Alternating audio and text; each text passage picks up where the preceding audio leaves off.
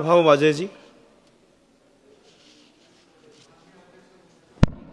माननीय अध्यक्ष महोदय, नाशिकच्या तपोवन परिसरात साधुग्राम आणि कुंभमेळ्याच्या तयारीच्या नावाखाली सुमारे 1800 झाडे तोडण्याची चर्चा सुरू आहे. हा परिसर शहरासाठी महत्त्वाचा तर आहेच आणि महत्त्वाचे म्हणजे हा परिसर अनेक पक्षी, प्राणी आणि जैवविविधतेचा केंद्र आहे. नागरिक, पर्यावरण तज्ज्ञ आणि विविध संस्थांनी या झाडे तोडी विरोधात जोरदार आंदोलन सुरू केलं आहे. नाशिकमध्ये साधुग्रामासाठी पर्यायी जागा उपलब्ध असतानाही वनराई असलेल्या पवित्र तपोवनाची निवड का करण्यात आली याबाबत प्रशासनाकडून पारदर्शक प्रक्रिया दिसत नाही.